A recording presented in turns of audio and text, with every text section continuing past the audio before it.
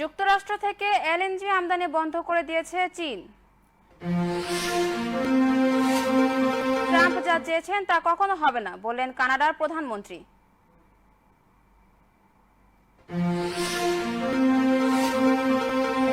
নির্ভয় ভোট দেওয়ার পরিবেশ নিশ্চিত করতে হবে বললেন প্রধান উপদেষ্টা।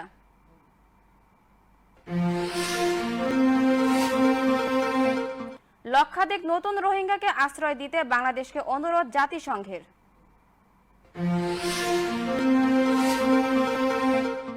এবং তাইজুলের 6 কোনো রান না করে অল আউট জিম্বাবুয়ে। আসসালামু আলাইকুম, স্বাগত জানাচ্ছি মিলেনিয়াম টিভি ইউএসএ প্রতিদিনের বাংলা সংবাদে। আপনাদের সাথে রয়েছি আমি রিকা খান। দেখছিলেন সংবাদ শিরোনাম, এবারে বিস্তারিত।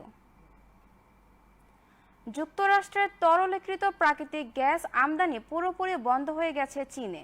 পণ্য পরিবহনের তথ্য বলছে, চলমান বাণিজ্য যুদ্ধের কারণে যুক্তরাষ্ট্র থেকে এলএনজি আমদানি এখন এতটাই ব্যয়বহুল হয়ে উঠেছে যে চীনা ক্রেতারা তা গ্রহণ না করে অন্য দেশ থেকে জ্বালানি সংগ্রহে ঝুঁকছেন। জাহাজ ট্র্যাকিং সংস্থা কেপলারের তথ্য অনুযায়ী গত 6 ফেব্রুয়ারির পর থেকে চীনে যুক্তরাষ্ট্র থেকে কোনো এলএনজি প্রবেশ করেনি। সবশেষ একটি জাহাজ টেক্সাসের কর্পাস ক্রিস্টি বন্দর থেকে ছেড়ে এসে চীনের ফুজিয়ান প্রদেশের ঝাংজো বন্দরে পৌঁছেছিল। এরপরই বেইজিং যুক্তরাষ্ট্র থেকে আমদানি হওয়া পণ্যের ওপর পাল্টা শুল্ক আরোপ করে, যার মধ্যে এলএনজির ওপর 15% শুল্কও ছিল। চীন এখন অস্ট্রেলিয়া, কাতার ও মালয়েশিয়া থেকে এলএনজি আমদানি করছে। যদিও যুক্তরাষ্ট্র বৈশ্বিকভাবে সবচেয়ে বড় এলএনজি সরবরাহকারী, 2024 সালে চীনের এলএনজি আমদানির মধ্যে যুক্তরাষ্ট্রের অংশ ছিল 5.5%, কিন্তু 2025 সালে এ পর্যন্ত তা নেমে এসেছে মাত্র 1.3%।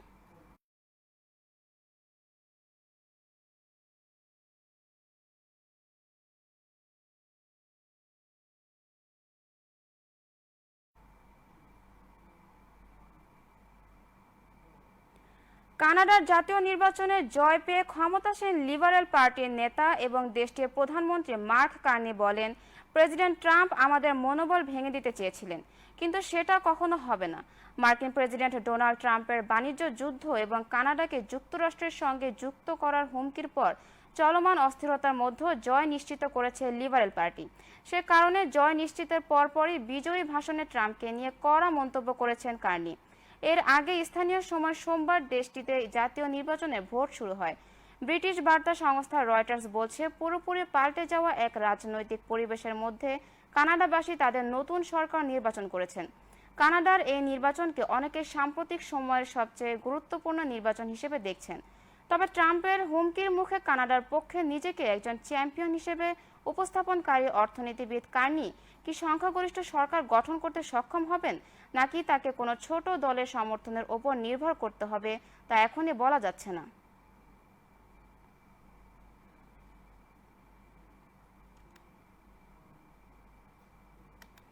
ইরানের দক্ষিণাঞ্চলীয় নগরী বন্দর আব্বাসে ভয়াবহ বিস্ফোরণের 2 দিন পর আগুন নিয়ন্ত্রণে এসেছে বলে জানিয়েছেন দেশটির রাষ্ট্রীয় সংবাদ মাধ্যম।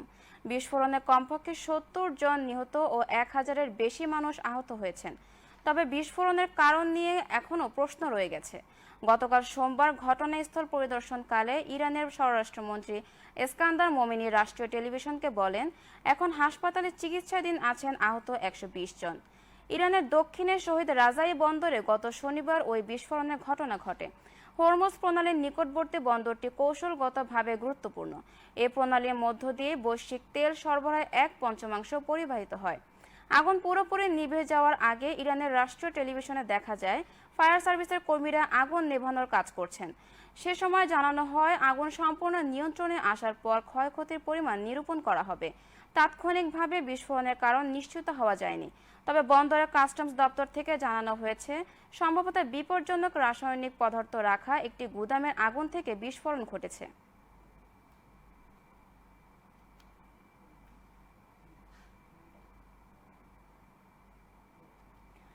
আকাশসীমা লঙ্ঘনের কারণে ভারতের একটি কোয়াডকপ্টার ভূপাতিত করার দাবি করেছে পাকিস্তানের সেনাবাহিনী। মঙ্গলবার পাক সেনাবাহিনী দাবি করেছে, তারা নিয়ন্ত্রণ রেখা বরাবর ভারতের ড্রোন গুলি করে ভূপাতিত করেছে। পাক নিরাপত্তা সূত্র জানিয়েছে, ভিমবার জেলার মানাওয়ার সেক্টরে শত্রুপক্ষ কোয়াডকপ্টার দিয়ে নজরদারি চালানোর চেষ্টা করছিল। পাকিস্তান সেনাবাহিনী সময় মতো পদক্ষেপ নিয়েছে এবং শত্রুর বিদেশপূর্ণ প্রচেষ্টা প্রতিহত করেছে। পাকিস্তানের নিরাপত্তা সূত্র আরও জানিয়েছে, যে কোনো আগ্রাসন দ্রুত এবং কার্যকরভাবে রুখে দিতে সেনাবাহিনী পুরোপুরি প্রস্তুত আছে। তবে পাকিস্তান সেনাবাহিনীর এমন দাবির পরিপ্রেক্ষিতে এখন পর্যন্ত কোনো মন্তব্য করেনি ভারত। কাশ্মীরের পেহেলগামে গত 22 এপ্রিল সন্ত্রাসী হামলায় 26 জন পর্যটক নিহতের ঘটনায় ভারত পাকিস্তানের মধ্যে তুমুল উত্তেজনা বিরাজ করছে। টানা 5 দিন ধরে কাশ্মীর সীমান্তে দেশ দুইটির বাহিনীর মধ্যে গোলাগুলি হয়েছে, তবে এতে এখন পর্যন্ত কোনো হতাহতের খবর পাওয়া যায়নি।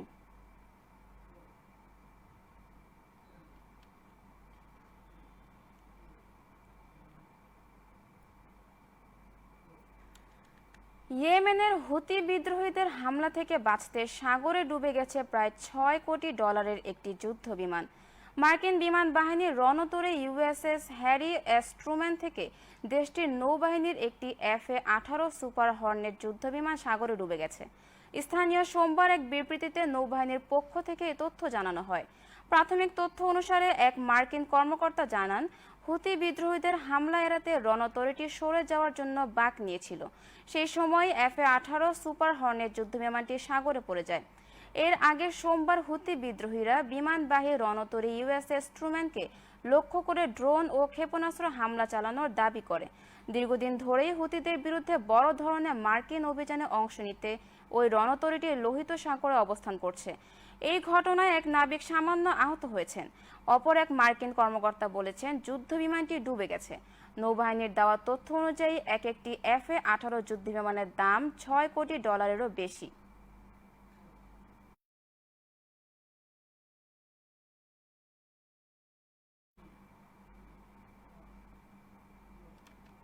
দর্শক, মিলেনিয়াম টিভি ইউএসএ প্রতিদিনের বাংলা সংবাদের এই পর্যায়ে ছোট্ট একটি বিরতি, সঙ্গেই থাকুন। প্রিয় দর্শক, প্রবাসীদের অর্থায়নে পরিচালিত মিলেনিয়াম টিভি এবং millennium TV USA millennium multimedia Bangladesh লিমিটেডের একটি প্রতিষ্ঠান, যা সম্প্রচারের প্রথম দিন থেকেই প্রবাসীদের কথা বলে। প্রবাসীদের উন্নয়ন, শিক্ষা, স্বাস্থ্য সহ সকল বিষয়ে উন্মুক্ত আলোচনা করে, তুলে ধরে প্রবাসীদের দুঃখ ও দুর্দশার কথা। মিলেনিয়াম টিভি এবং মিলেনিয়াম টিভি ইউএসএ প্রাণ প্রবাসীরা। মিলেনিয়াম টিভি স্বনির্ভর বাংলাদেশের কথা বলে, উন্নয়নের কথা বলে এবং ঘটে যাওয়া অনিয়ম, অপরাধের কথা তুলে ধরে। মিলেনিয়াম টিভি বিনোদন এবং তথ্যমূলক অনুষ্ঠান সম্প্রচার করে। নিউজ, ভিউজ, টক শো এবং এন্টারটেইনমেন্ট অনুষ্ঠান সম্প্রচারের জন্য প্রবাসে এবং বাংলাদেশে দর্শক নন্দিত একটি জনপ্রিয় পূর্ণাঙ্গ টিভি চ্যানেল। প্রিয় দর্শক, মিলেনিয়াম টিভি সম্প্রচারিত হয় হরাইজন স্যাটেলাইটে। পাশাপাশি পডকাস্ট এবং লাইভ স্ট্রিমিং করা হয় iOS এবং অ্যান্ড্রয়েড ডিভাইসে। এছাড়াও বিশ্বজুড়ে সকল ধরনের smart TV, Amazon fire stick, রুকু এবং অ্যাপেল টিভিতে দেখতে পাবেন মিলেনিয়াম টেলিভিশন। আমাদের website millenniumtvusa.com, millenniumtv.org। Social media millennium TV এবং মিলেনিয়াম টিভি ইউএসএ। বাংলা ভাষাভাষী এবং প্রবাসীদের সংবাদ পড়তে ভিজিট করুন millenniumonline.tv।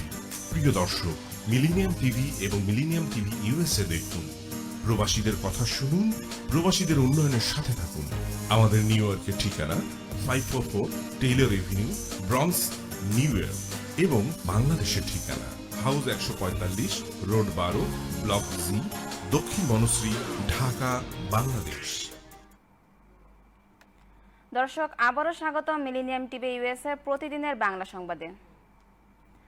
দর্শক, এবার দেখুন মিলেনিয়াম বাংলাদেশ প্রসঙ্গ।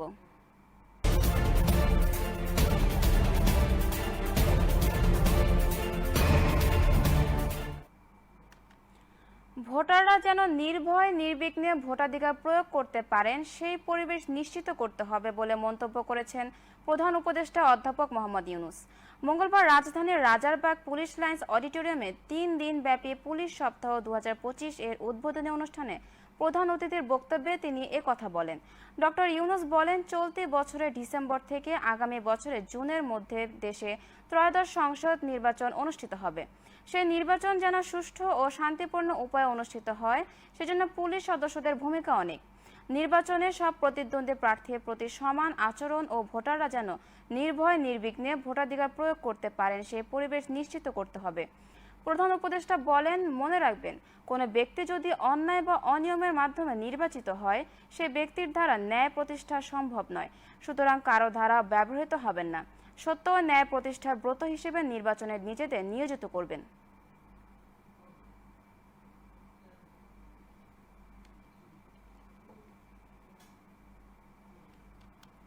মিয়ানমারের রাখাইন রাজ্য থেকে বাস্তুচ্যুত হয়ে আসা নতুন 1,13,000 রোহিঙ্গাকে আশ্রয় দেওয়ার জন্য বাংলাদেশের প্রতি অনুরোধ জানিয়েছে জাতিসংঘের শরণার্থী সংস্থা UNHCR।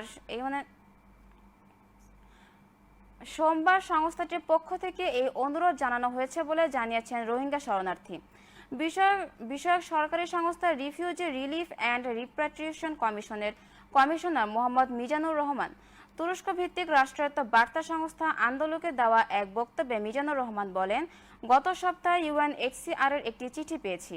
সেখানে নতুন করে মিয়ানমার থেকে উচ্ছেদ হওয়া প্রায় 1,13,000 রোহিঙ্গাকে আশ্রয়ের অনুরোধ জানানো হয়েছে।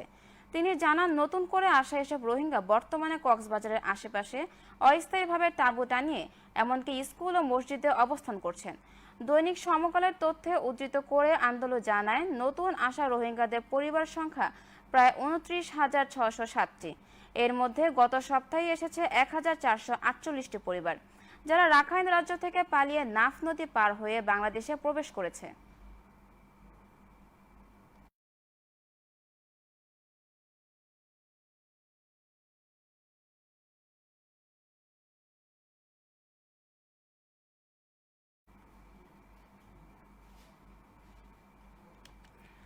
সীমিত পরিসরে হলেও আগামী নির্বাচনে নির্বাচন কমিশন প্রবাসীদের ভোটাধিকার নিশ্চিত করতে চায় বলে জানিয়েছেন প্রধান নির্বাচন কমিশনার CEC-AM নাসির উদ্দিন।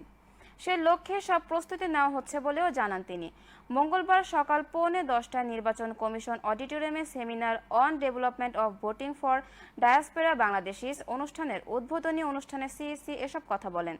এদিন প্রবাসীদের ভোটাধিকার নিয়ে CEC বলেন, পৃথিবীর অনেক দেশে আউট অফ কান্ট্রি ভোটিং আছে, তবে অনেক দেশ এটি শুরু করেও পারেনি নানা সমস্যায়। পাশের দেশ ভারতও এখনও এটি চালু করতে পারেনি। আমরা এটি চালু করতে চাই। সীমিত পরিসরে শুরুটা অন্তত হোক। নাসির উদ্দিন বলেন, আগামী নির্বাচনে প্রবাসীদের ভোটাধিকার নিশ্চিত করা আমাদের ওয়াদা। সবার দাবিও এটা আমাদের কাছে। আমরা এটা নিয়ে কাজ করেছি। দেশের আর্থসামাজিক বাস্তবতা ও শিক্ষা সবকিছু পর্যালোচনা করে একটা চূড়ান্ত সিদ্ধান্ত নেব। রাজনৈতিক নেতারা সমর্থন না দিলে কোনো কিছুই বাস্তবায়ন হবে না। মানুষের আস্থা যেন থাকে, কম খরচে যেন বাস্তবায়ন করতে পারি, সেই পদ্ধতি বেছে নিতে হবে। পরবর্তী নির্বাচনে প্রবাসীদের ভোট দেওয়া চালু করতে চাই।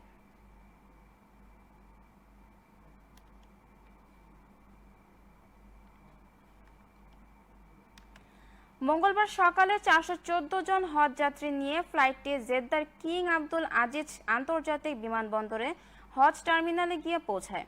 সৌদি আরবে নিযুক্ত বাংলাদেশের রাষ্ট্রদূত মোহাম্মদ দেলোয়ার হোসেন বিমানবন্দরে বাংলাদেশি হজযাত্রীদের স্বাগত জানান। এ সময় উপস্থিত ছিলেন জেদ্দার বাংলাদেশ কনসুলেটর কনসাল জেনারেল মিয়া মোহাম্মদ মাইনুল কবির ও বাংলাদেশ হজ মিশনের কাউন্সিলর মোহাম্মদ জহিরুল ইসলাম।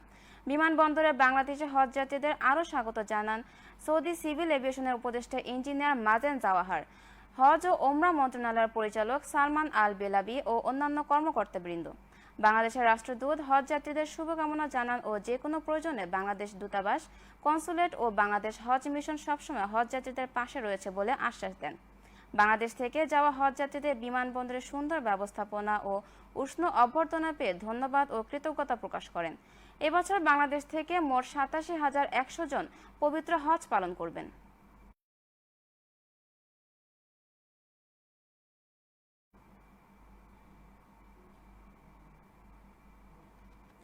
দর্শক, মিলিনিয়াম টিভি US এর প্রতিদিনের বাংলা সংবাদের এ পর্যায়ে ছোট্ট একটি বিরতি, সঙ্গে থাকুন। প্রিয় দর্শক, প্রবাসীদের অর্থায়নে পরিচালিত মিলিনিয়াম টিভি এবং millennium TV USA millennium multimedia Bangladesh লিমিটেডের একটি প্রতিষ্ঠান, যা সম্প্রচারের প্রথম দিন থেকেই প্রবাসীদের কথা বলে। প্রবাসীদের উন্নয়ন, শিক্ষা, স্বাস্থ্য সহ সকল বিষয়ে উন্মুক্ত আলোচনা করে, তুলে ধরে প্রবাসীদের দুঃখ ও দুর্দশার কথা। মিলিনিয়াম টিভি এবং মিলিনিয়াম টিভি USA প্রাণ প্রবাসীরা। মিলিনিয়াম টিভি স্বনির্ভর বাংলাদেশের কথা বলে, উন্নয়নের কথা বলে এবং ঘটে যাওয়া অনিয়ম অপরাধের কথা তুলে ধরে। মিলিনিয়াম টিভি বিনোদন এবং তথ্যমূলক অনুষ্ঠান সম্প্রচার করে। নিউজ, ভিউজ, টক শো এবং এন্টারটেইনমেন্ট অনুষ্ঠান সম্প্রচারের জন্য প্রবাসে এবং বাংলাদেশে দর্শক নন্দিত একটি জনপ্রিয় পূর্ণাঙ্গ টিভি চ্যানেল। প্রিয় দর্শক, মিলিনিয়াম টিভি সম্প্রচারিত হয় হরাইজন স্যাটেলাইটে। পাশাপাশি পডকাস্ট এবং লাইভ স্ট্রিমিং করা হয় iOS এবং অ্যান্ড্রয়েড ডিভাইসে। এছাড়াও বিশ্বজুড়ে সকল ধরনের smart TV, Amazon fire stick, রুকু এবং অ্যাপেল টিভিতে দেখতে পাবেন মিলিনিয়াম টেলিভিশন। আমাদের website millenniumtvusa.com, millenniumtv.org। Social media millennium TV এবং মিলিনিয়াম টিভি ইউএসএ। বাংলা ভাষাভাষী এবং প্রবাসীদের সংবাদ পড়তে ভিজিট করুন millenniumonline.tv। প্রিয় দর্শক, মিলিনিয়াম টিভি এবং মিলিনিয়াম টিভি ইউএসএ দেখুন। প্রবাসীদের কথা শুনুন, প্রবাসীদের উন্নয়নের সাথে থাকুন। আমাদের নিউ ইয়র্কের ঠিকানা 544 টেইলর এভিনিউ, ব্রনক্স, নিউ ইয়র্ক এবং বাংলাদেশের ঠিকানা হাউস 145, রোড 12, ব্লক জি, দক্ষিণ বনশ্রী, ঢাকা, বাংলাদেশ। দর্শক, আবারও স্বাগত মিলিনিয়াম টিভি ইউএস এর প্রতিদিনের বাংলা সংবাদে। দর্শক, এবার দেখবেন বিভিন্ন প্রতিনিধিদের পাঠানো জেলা সংবাদ।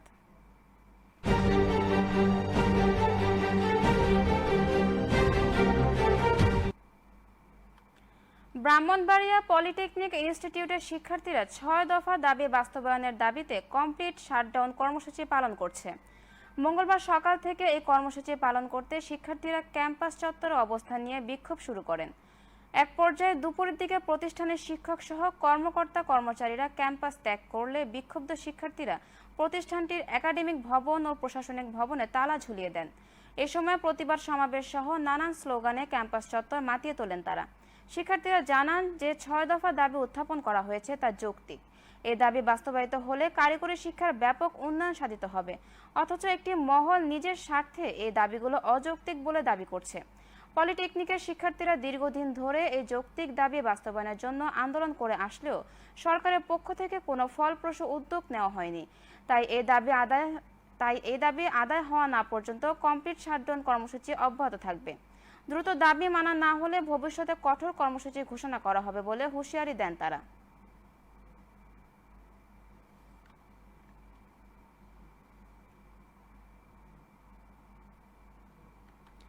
চাঁদপুর শহরের অস্বাস্থ্যকর পরিবেশে আইসক্রিম তৈরি, অন্যর মোড়ক ব্যবহার, ক্ষতিকর রং মিশিয়ে ও মেয়াদবিহীন আইসক্রিম তৈরি করা এক কারখানার মালিককে 20,000 টাকা জরিমানা করা হয়েছে। মঙ্গলবার দুপুরে শহরের বিপণীবাগ মমিনপাড়া এলাকায় বাজার তদারকি অভিযানে ফ্রেশকো আইসক্রিম নামে ওই কারখানার মালিককে এই জরিমানা করা হয়। জাতীয় ভোক্তা অধিকার সংরক্ষণ অধিদপ্তরের জেলা কার্যালয়ের সহকারী পরিচালক আব্দুল্লাহ আল ইমরান এই অভিযান চালান।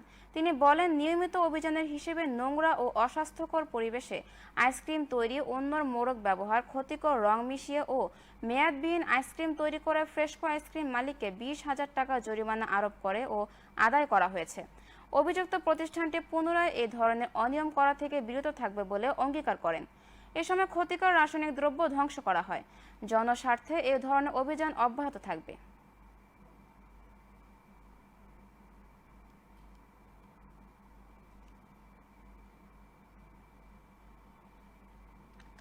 দর্শক, এবার দেখবেন মিলিনিয়াম বিনোদন সংবাদ। চলে গেলেন মালায়ালাম সিনেমার কিংবদন্তি তুল্য নির্মাতা ও চিত্রনাট্যকার সাজি অ্যান্ড করুণ। মৃত্যুকালে তার বয়স হয়েছিল 73 বছর। গতকাল তিরুবনন্তপুরমে নিজ বাড়িতে 73 বছর বয়সী এ নির্মাতা শেষ নিঃশ্বাস ত্যাগ করেন। দীর্ঘদিন ধরে তিনি ক্যান্সারের সঙ্গে লড়াই করছিলেন। সাজি অ্যান্ড করুণ পুনের film and television institute of ইন্ডিয়ার সাবেক ছাত্র ছিলেন। ইনস্টিটিউটটি একটি এক্স পোস্টের মাধ্যমে তাদের শোক প্রকাশ করেছে। এতে লেখা ছিল, film and television institute of India, Pune আমাদের সাবেক খ্যাতিমান ছাত্র শ্রী সাজি অ্যান্ড করুণের মৃত্যুতে গভীরভাবে শোকাহত। একজন দক্ষ গল্পকার এবং মালায়ালাম সিনেমার পথিকৃৎ। তার কাজ ভারতীয় চলচ্চিত্র নির্মাণকে সমৃদ্ধ করেছে। তার পরিবার এবং প্রিয়জনদের প্রতি আমাদের আন্তরিক সমবেদনা।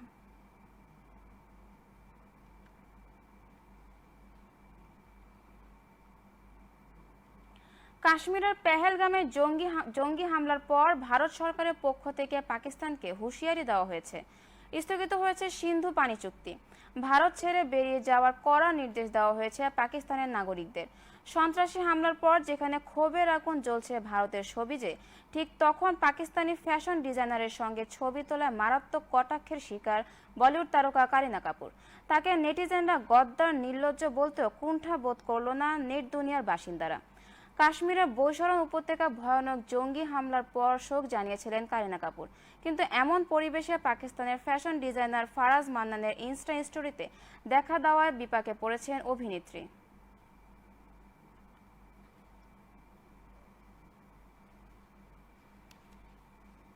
দর্শক, এবার দেখবেন মিলেনিয়াম খেলার সংবাদ।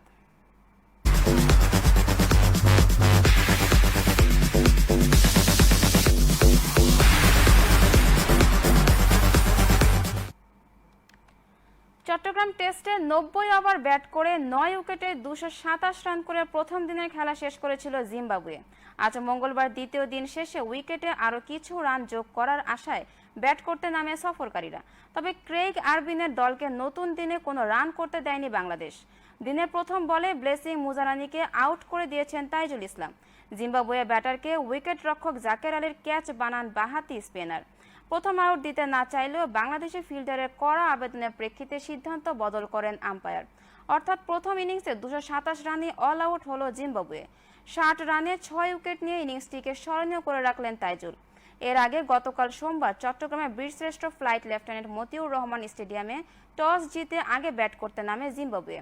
প্রত্যাশা ছিল শুরুর দিকে জিম্বাবুয়েকে চেপে ধরবে বাংলাদেশ, তবে সেটি পারেনি স্বাগতিকরা। আবার উইকেট পেতে 10 ওভারের বেশিও অপেক্ষা করতে হয়নি বাংলাদেশ ভক্ত সমর্থকদের।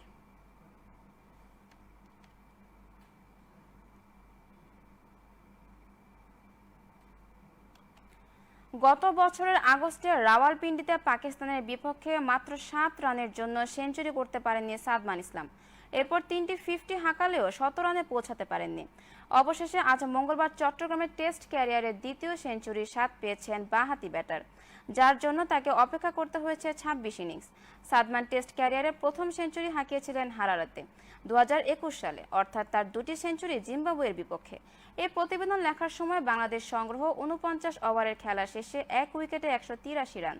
আজ মঙ্গলবার চট্টগ্রামে বীরশ্রেষ্ঠ ফ্লাইট লেফটেন্যান্ট মতিউর রহমান স্টেডিয়ামে 9 উইকেটে 227 রান নিয়ে দ্বিতীয় দিনের খেলা শুরু করেন জিম্বাবুয়ে। সফরকারীদের প্রত্যাশা ছিল শেষ উইকেটে আরও কিছু রান যোগ করার।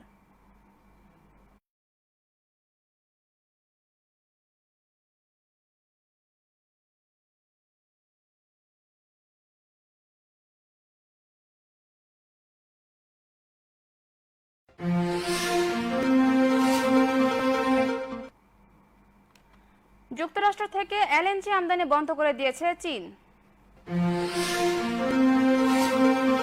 ট্রাম্প যা চেয়েছেন তা কখনো হবে না বললেন কানাডার প্রধানমন্ত্রী।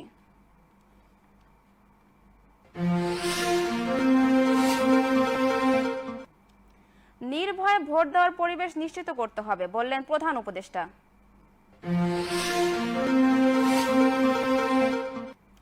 লক্ষাধিক নতুন রোহিঙ্গাকে আশ্রয় দিতে বাংলাদেশকে অনুরোধ জাতিসংঘের।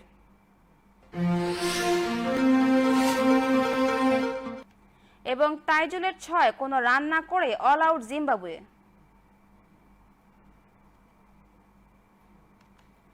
এই ছিল মিলেনিয়াম টিভি ইউএস এর প্রতিদিনের বাংলা সংবাদে। যে কোনো খবর পেতে লগ ইন করুন আমাদের সামাজিক যোগাযোগের সাইট facebook.com/millenniumtvusa এবং youtube.com/officialmillenniumtv। এছাড়াও যে কোনো খবরের সর্বশেষ আপডেট জানতে ভিজিট করুন আমাদের নিয়মিত ওয়েবসাইট www.millenniumtv.org, www.millenniumtvusa.com। প্রিয় দর্শক, মিলেনিয়াম টিভি দেখুন সকল অ্যান্ড্রয়েড ফোনে, ISO, Apple TV, Amazon fire TV, roku TV এবং সকল স্মার্ট টিভিতে। আপনারা যে যেখানে থাকুন ভালো থাকুন, সুস্থ থাকুন, মিলেনিয়াম টিভির সাথে থাকুন। আল্লাহ হাফেজ।